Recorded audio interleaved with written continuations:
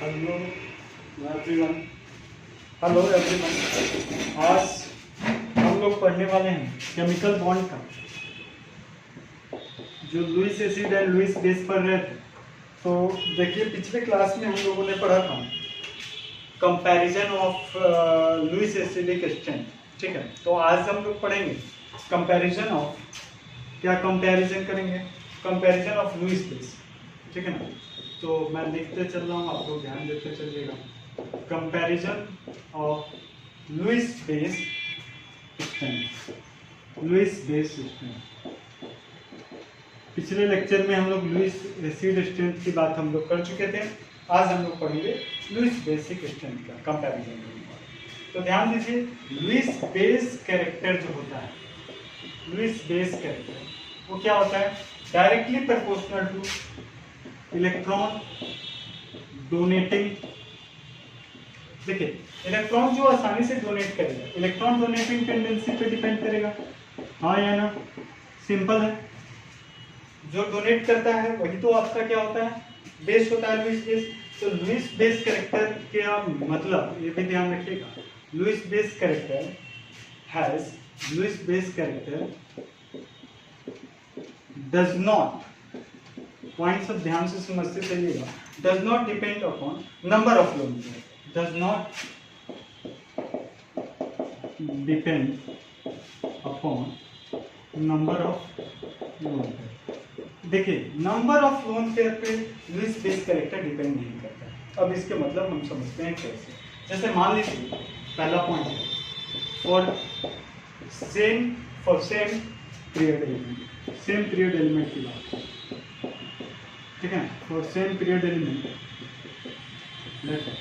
देखिए क्या, जैसे मान लो NH3 है, H2O है, ठीक, और HF है।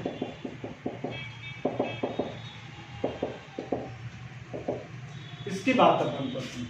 तो देखो, इसमें सबसे ज्यादा लोन पेयर है, तो इसका मतलब क्या होना चाहिए था? ये सबसे अच्छा होना चाहिए। लेकिन अभी मैंने बताया कि Lewis base character does not depend number of lone pair, lone pair के ऊपर डिपेंड नहीं करता है। अब किस पे डिपेंड करता है? तो एक चीज जान जाइए, लुईस बेस जो कैरेक्टर होता है, लुईस बेस जो होता है इलेक्ट्रोनेगेटिविटी ऑफ एलिमेंट पे डिपेंड करता है। कैसे डिपेंड करता है ये भी देख लेते हैं। इलेक्ट्रोनेगेटिविटी ऑफ एलिमेंट पे डिपेंड करता है, electronegativity of central atom, electronegativity of central atom पे डिपेंड करता है। अब ये कैसे करता है ये भी देख लेते हैं। ध्यान से देखिए, अगर इलेक्ट्रोनेगेटिविटी मोड होगा किसी भी चीज का, ज्यादा होगा इलेक्ट्रोनेगेटिविटी, अगर इलेक्ट्रोनेगेटिविटी ज्यादा होगा तो उसका मतलब क्या होगा? Less donate. देखिए, मान लीजिए फ्लोरीन, आपको पता है फ्लोरीन का इलेक्ट्रोनेगेटिविटी ज्यादा है, तो फ्लोरीन का अगर इलेक्ट्रोनेगेटिविटी ज्यादा है तो वो अपना क्या करेगा? इलेक्ट्रोनेगेटिविटी क्या होता है? टेंडेंसी टू एक्सेप्ट इलेक्ट्रॉन, तो डोनेट करना तो चाहेगा ही नहीं। जिसका इलेक्ट्रोनेगेटिविटी ज्यादा वो लेस डोनेटिंग होगा, ठीक है, और जिसका इलेक्ट्रोनेगेटिविटी लेस होगा, सेंट्रल मेटल की बात करें, इलेक्ट्रोनेगेटिविटी लेस जो होगा वो क्या होगा? इजीली डोनेट करेगा, और जो इजीली डोनेट करेगा वही अच्छा बेस होगा। तो इसमें आपको देख लो, N, O और F में सबसे कम क्या है? N का है इलेक्ट्रोनेगेटिविटी, तो ये अच्छा बेस होगा। जिसकी इलेक्ट्रोनेगेटिविटी, फिर से सुन लीजिए, इलेक्ट्रोनेगेटिविटी कम है, लोन पेयर के ऊपर, अगर लोन पेयर के ऊपर देखते तो इसमें 3 है, तो इसको अच्छा बेस होना चाहिए था, बट लोन पेयर के ऊपर हम लोग नहीं देखते। इलेक्ट्रोनेगेटिविटी, जिसका इलेक्ट्रोनेगेटिविटी ज्यादा वो तो खुद ही इलेक्ट्रॉन नहीं छोड़ना चाहेगा, इसके कम आसानी से छोड़ देगा। तो पहली बात हम लोग समझ गए electronegativity of central metal, central atom पे कैसे डिपेंड किया। दूसरा चीज, यानी ये क्यों हुआ है ऐसा? क्योंकि ये लेस इलेक्ट्रोनेगेटिव एटम है। चलिए आगे की तरफ बढ़ते हैं। अब डिफरेंट पीरियड में कैसे काम करेंगे? सेम पीरियड में तो ये कहानी करेगा, डिफरेंट पीरियड में कैसे काम करेगा तो वो भी देख लेते हैं 1 मिनट में।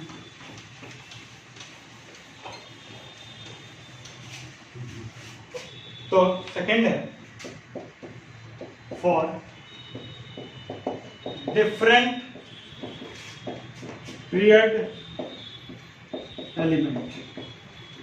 तो देखिए, डिफरेंट पीरियड एलिमेंट की बात करें तो कैसे काम करेगा? अब देखो, लुईस बेस जो होता है Lewis base character is directly proportional to electron density. अब ये इलेक्ट्रॉन डेंसिटी वाला फंडा है, तो ध्यान से देखिएगा, व्हाट इज इलेक्ट्रॉन डेंसिटी। तो ये होता है इलेक्ट्रॉन डेंसिटी कहूं तो चार्ज बाय साइज रेशियो, ठीक है, चार्ज बाय साइज रेशियो उसके ऊपर डिपेंड करता है, चार्ज बाय साइज। अब डेंसिटी का मतलब है चार्ज बाय साइज। तो देखते हैं कैसे काम करते हैं, फटाफट आप लोग देखते हैं। फ्लोरीन नेगेटिव, ठीक, Cl नेगेटिव, Br नेगेटिव और I नेगेटिव, ये है, ठीक। तो अब आपको पता है जिसका, मान लो फ्लोरीन का साइज कम है और नेगेटिव है, यानी इस पे क्या हो गया, फ्लोरीन एटम देख लो, ये हुआ फ्लोरीन एटम, ठीक। और फ्लोरीन पे 2, 2, 4, 2, 6, 2, 8, ठीक है। फ्लोरीन नेगेटिव की बात हम कर रहे हैं, साइज स्मॉल हो गया। और आयोडीन की बात करो, आयोडीन बड़ा साइज होगा, ठीक। इस पे क्या होगा, 2, 2, 4, 2, 6, 2, 8, I माइनस है ना, 8। और देखो इस केस में आयोडीन में ड्यू टू बिगर होने के कारण, और देखो बिगर होने के कारण क्या होगा, सरफेस एरिया इसका क्या होगा, due to bigger surface area क्या होगा, डिस्पर्सन ज्यादा होगा। देखो ज्यादा होने के कारण सरफेस एरिया पे डिस्पर्सन आसानी से हो जाएगा। और देखो समझना, डिस्पर्सन ज्यादा होगा, अब ज्यादा होगा तो क्या होगा, लुईस बेस कैरेक्टर इसमें कम होगा। देखो समझ लो, मान लो मेरे पास मेरा जैसे कार्गो पैंट में पहनता था पहले, ठीक है ना, तो क्या हुआ, कार्गो पैंट में बहुत सारे पैकेट होते हैं, अब मेरे पास 1 लाख रुपए हैं और मैंने 8 पैकेट है, सब में अलग अलग डिस्ट्रीब्यूट करके रख दिया, ठीक है ना। अब किसी को देना होगा तो मैं क्या करूँगा, कभी इससे फिर इससे मतलब पैकेट सबसे निकालना पड़ेगा, यानी मुश्किल होगा। यही वाला कांड है कि इसमें बहुत ज़्यादा स्पेस है, तो भाई ये देने में इसको टाइम तो लगेगा ही। इसमें क्या है, मान लो इसमें क्या है, सब एक ही जगह है और आसानी से दे देगा फ्लोरीन, क्योंकि मान लो मेरे पास एक ही पैकेट वाला पेन है, ठीक है ना, और मैंने 1 लाख रुपए उसमें ही रखा, तो आसानी से मैं क्या कर दूंगा, एक ही बार में निकाल के दे दूंगा। तो लुईस बेस आसानी से डोनेट करना है, इसमें इजी कि इसमें इजी, एफ में इजी कि आई में इजी कि एफ में, तो एफ में इजी, एफ माइनस में। तो इसीलिए लुईस बेस जिसमें इजी डोनेट करने की टेंडेंसी, वो आपका क्या हो जाएगा, अच्छा लुईस बेस हो जाएगा। तो क्या लिख दोगे इसमें, due to small charge density is high, due to small charge density high हो गया, और चार्ज डेंसिटी हाई होने के कारण आसानी से इलेक्ट्रॉन को डोनेट कर देगा। इसमें डिस्पर्सन ज्यादा हो गया आई में, तो इसमें कम हो गया, ठीक है ना। तो ये आपका लुईस बेस कैरेक्टर का चीजें हैं। आगे देखिए एक और चीज ध्यान दीजिए, अभी इसमें एक और चीज मैं बता रहा हूँ, ड्यू टू बिगर, इसको यहाँ पे मैं फिर से लिख देता हूँ। ड्यू टू बिगर क्या होगा, surface area of this person, इसमें लिख लेना, इसको लिख लो, आई नेगेटिव के पास लिख लो, मैं अच्छे से लिखा रहा हूँ। Due to bigger surface area dispersion of charge occur, देखो due to bigger surface area, due to bigger surface area dispersion of charge occur and repulsion between valence electron less। फिर से सुन लो, देखो क्या मैं कह रहा हूँ, due to bigger I negative size बड़ा है, due to bigger surface area dispersion of charge occur and repulsion between valence electron is less, and repulsion between valence electron less। देखो इसमें रिपल्सन इलेक्ट्रॉन का कम होगा, इसमें ज्यादा होगा, रिपल्सन ज्यादा होने के कारण आसानी से इलेक्ट्रॉन निकलेगा, इसमें आसानी से उतना नहीं निकलेगा, कंपैरेटिवली की बात करें। चलो आगे बढ़ते हैं, एक और चीज समझते हैं, इसको एक और तरीके से मैं बताता हूँ आपको, किस चीज से देखना, सब ध्यान से समझते चलिए और चीजों को चलिए। अब देखो एक है आपका NH3, फिर AS3 और नाइट्रोजन फॉस्फोरस PS3, AS3 और SbS3। चलिए इसको देख लेते हैं, तो क्या है NH3, PS3, AS3 और SbS3। ठीक है, अब इसमें हम लोग बात करते हैं इस चीज़ में कैसे काम करेंगे। ठीक है, तो बहुत सिंपल चीज़ है इसमें, और कैसे वो अभी आप लोग को बताता हूँ। तो देखो NH3 में क्या हो रहा है, N के पास, मैं आपको बताया N के सब में एक एक N के पास, नाइट्रोजन के पास वैकेंट d ऑर्बिटल नहीं है, बता चुका हूं मैं, वैकेंट d ऑर्बिटल नहीं है। ठीक है ना, अब वैकेंट d ऑर्बिटल नहीं होने के कारण नो वैकेंट d ऑर्बिटल ऐसे लिख देता हूं, इसके पास N के पास, नाइट्रोजन के पास नो वैकेंट d ऑर्बिटल, कोई वैकेंट d ऑर्बिटल नहीं है, बट इन सब में वैकेंट d ऑर्बिटल है, बताया था आपको थर्ड पीरियड में।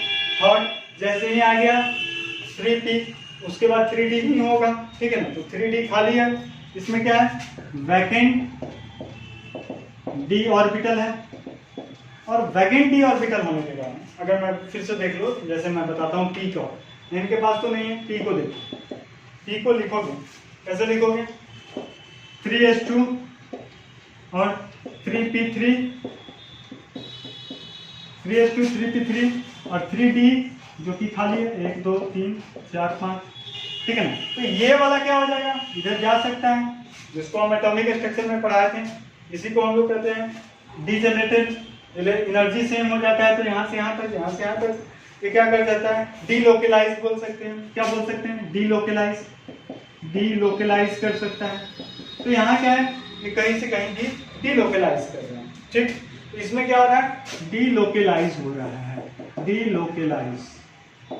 बट इस वाले केस में क्या है, इसमें तो वैकेंट d ऑर्बिटल है ही नहीं, नाइट्रोजन के पास अगर देखोगे 7 1s2 2s2 2p3 3, तो 2 में तो 3 वाला फंडा d तो है ही नहीं, तो यहाँ क्या होगा लोकेलाइज होगा, लोकेलाइज होगा, तो लोकेलाइज है तो एक ही जगह है, इसमें ऐसा, इसमें डीलोकेलाइज है तो डीलोकेलाइज होगा।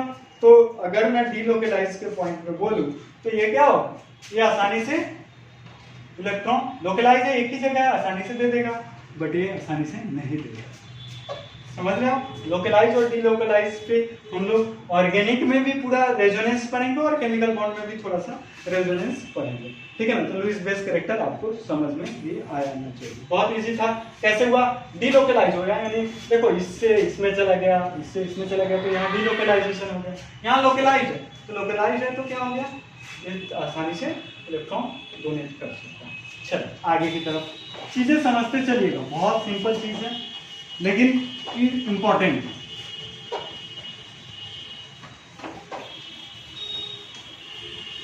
अब देखिए क्या है, अब देखो इसी तरह से वहीं से इसी पे H2O हो गया, H2S हो गया, H2Se हो गया, और H2 इतना ही ना, देखो H2Se चाहे चलो सेलेनियम भी ले लो, H2Te हो गया, सेम ही होता है। अब वही सेम चीज इसमें डी नई ऑर्बिटल होगा, इन सब में है लुईस बेस कैरेक्टर। रीजन आपको समझ में आया कैसे होगा लुईस बेस, सेम पिछले वाले क्वेश्चन के अनुसार, दिक्कत नहीं होनी चाहिए। आगे बढ़ते हैं, आगे की तरफ देखते हैं। अगर सेंट्रल एटम सेम है, if central atom is same, तो चलिए थर्ड पॉइंट लिखिए, if central atom is same, if central atom is same, तब क्या करना है, ये वाला फंडा हम लोग देखते हैं। सेंट्रल एटम सेम हो जाए तो क्या करना है, ध्यान से देखिएगा। Lewis base character is inversely proportional to electronegativity of surrounding atom, surrounding Lewis base is inversely proportional to electronegativity of surrounding। ध्यान से सुनिए, जैसे NF3 है और NCl3 है, ठीक है, देखो यहाँ पे तो दोनों का सेंट्रल एटम सेम, अब क्या होगा, देखो N F F और F, ठीक, N Cl Cl और Cl, ठीक है, अब देखो दोनों पे लोन पेयर है।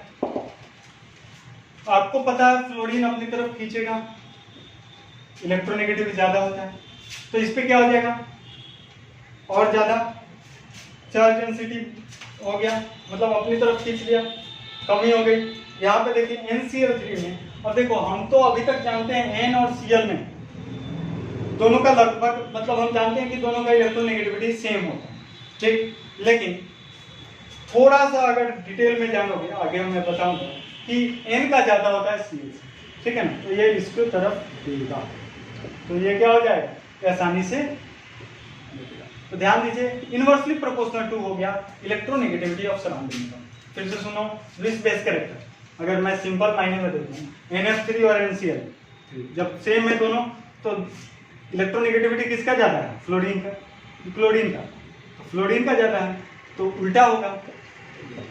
देखो इलेक्ट्रोनेगेटिविटी ऑफ सराउंडिंग एटम के उल्टा, इनवर्सली प्रोपोर्शनल यानी फ्लोरीन और क्लोरीन में किसका ज्यादा, फ्लोरीन का ज्यादा, तो जिसका ज्यादा उसका लुईस बेस कैरेक्टर कम। रीजन ये। चलो देखते हैं चीजों को, एक क्वेश्चन के थ्रू मैं इसको समझाता हूँ। NCl3 क्वेश्चन है, is NCl3 is a Lewis acid? क्या NCl3 एक लुईस एसिड है? ठीक है, और इससे चीजों को और ज्यादा क्लियर करते हैं। Question, is NCl3 is a what Lewis base? क्या NCl3 एक लुईस बेस है? तो देखो वही सेम तरीके से NCl Cl Cl और यहाँ पे लोन पे, ठीक है। अब देखो इसमें वैकेंट ऑर्बिटल है क्या? नहीं है, नो वैकेंट ऑर्बिटल। पहला तो चीज है कि वैकेंट ऑर्बिटल नहीं है, नो वैकेंट ऑर्बिटल, तो इट शुड एक्ट एज क्या, Lewis base, sorry Lewis acid. किसकी तरह? वैकेंट ऑर्बिटल नहीं है, किसकी तरह एक्ट करना चाहिए? लुईस एसिड की तरह। But it actually act as a Lewis acid. हाँ सॉरी, एक second, but it actually act as a Lewis base. Why? Reason देखो वही वाला चीज है, NCl और Cl, NCl3 है। अब देखो मैंने अभी आपको बताया कि ये इसको डोनेट करेगा, ठीक है ना, N के पास, और इस पे क्या हो जाएगा, partial plus partial plus partial plus, तीनों पे क्या हो गया, पार्शियल प्लस हो गया। अब जब देखो इन पे पार्शियल प्लस हो गया, तो मैं इसको वाटर के साथ हाइड्रोलिसिस करता हूँ। ध्यान से देखिए, HOH, वाटर के साथ हाइड्रोलिसिस करता हूँ। अब देखो क्या होगा, जो पिछले क्लास में हम पढ़े थे, पार्शियल प्लस आएगा, यानी मैं बोलूं 3 वाटर मॉलिक्यूल लेना पड़ेगा हमको, HOH, इस पे चला गया, HOH, इस पे चला गया, ठीक है ना। और याद करो जब इस पे चला जाएगा तो क्या हो जाएगा, एक मैं ड्रॉ कर देता हूं आपको, कौन सा ऑर्बिटल बनेगा, ध्यान से देखो, बताओ क्या बनेगा, NCl, देखो यहाँ पे मैं ड्रॉ कर रहा हूँ NCl, और जो Cl के साथ क्या बन जाएगा, OH, और O पे आ गया पॉजिटिव। याद है ना, जब O पे पॉजिटिव आ जाता है तो वो क्या करेगा, ध्यान से समझना, इस चीज को मैं बता रहा हूँ, सब में नहीं होगा, Cl O पे पॉजिटिव आ जाएगा तो अपना पॉजिटिव हटाना चाहेगा, क्योंकि इलेक्ट्रोनेगेटिव एटम पे अगर पॉजिटिव चार्ज हो जाता है तो क्या करता है, वो अनस्टेबल हो जाता है, तो ये हटाना चाहेगा तो क्या करेगा, इसका इलेक्ट्रॉन हटा देगा, H प्लस में निकलेगा और ये क्या हो जाएगा, वो हो जाएगा। समझ रहे हो? तो ये कैसे बनेगा, आपको क्या बन जाएगा, आप अगर बताओ, यही पे मैं बोल रहा हूँ, NCl है, क्या था, NCl, और यहाँ आ गया OH आ गया ना, और H प्लस हट गया, तो HOCl क्या बन गया, एक सेकेंड, हाँ इसको देखो, HOCl बन गया, HOCl और NH3 एक जगह, ठीक है। तो ये टोटल कितने H निकलेंगे, H, देखो फिर से सुनो, यहाँ से देखो, अगर मैं सिंपल बताऊं, HOCl, और N पे क्या हो गया, N है, और साथ में कितने H निकलेंगे, इससे एक H, दूसरा H, 3 H, तो NH3, तो ये चीजें क्या बन जाएगी, ये टोटल चीजें मिलके क्या बन जाएगा, आपको बन जाएगा 3HOCl प्लस NH3। तो इसी तरह से, इसीलिए ये क्या करता है लुईस बेस की तरह, देखो ना O से लिया तो ये क्या हो गया लुईस बेस की, यानी एक्सेप्ट कर देखो डोनेट, अभी जस्ट हम आपको बताए थे कि ये चीजें कैसी किसकी तरह बिहेव कर दिया, आपको बेस की तरह बिहेव कर दिया NH। फिर से सुन लो क्या मैं कहा, NaCl की बात कर रहे हैं, NCl3, it should act as a Lewis acid. अब ये कैसे लुईस एसिड की तरह वाटर के साथ हाइड्रोलिसिस हुआ और ये बनाया, कैसे बनाया आपको पिछले क्लास में भी मैंने बताया था। NCl3 is a Lewis base, ये कैसे हुआ आपको समझा दिया। चीजें बहुत सिंपल है, कुछ ऐसा नहीं है। अब एक चीज और, छोटा सा टॉपिक और देख लेते हैं, फिर आगे की तरफ बढ़ेंगे। क्या है, लास्ट है ड्रॉबैक्स ऑफ, सब चीज अब लुईस एसिड से तो हो नहीं सकता, तो अब हम लोग देखेंगे ड्रॉबैक्स ऑफ लुईस थ्योरी। अभी तक जितने भी लुईस का थ्योरी पढ़े, Lewis octet rule, Lewis acid base, उसका ड्रॉबैक्स। तो पहला ड्रॉबैक्स क्या है, जैसे ध्यान से देखना, जैसे H2 बनाता है तो उसमें भी इसी तरह से बनता है H2 सेम, और इसी तरह से फ्लोरीन वाला भी बनता है सेम तरीके से, दोनों के बीच में एक एक इलेक्ट्रॉन रहता है। तो लेकिन दोनों का बॉन्ड स्ट्रेंथ अलग अलग होता है, तो ये बॉन्ड स्ट्रेंथ क्यों अलग होता है, इनके पास कोई जवाब नहीं। और किसके पास, लुईस थ्योरी के पास। तो पहला पॉइंट आप लिखोगे ड्रॉबैक्स ऑफ लुईस थ्योरी में, Lewis theory can not explain the difference in bond energy. Lewis theory can not explain the difference in bond energy of same type of bond present in different species। मतलब कहने का मतलब example में आप लिख लोगे HH bond के bond strength अलग होता है और FF का बॉन्ड स्ट्रेंथ अलग होता है, क्यों कोई पता नहीं, ठीक है ना, लुईस थ्योरी से एक्सप्लेन नहीं हो सकता।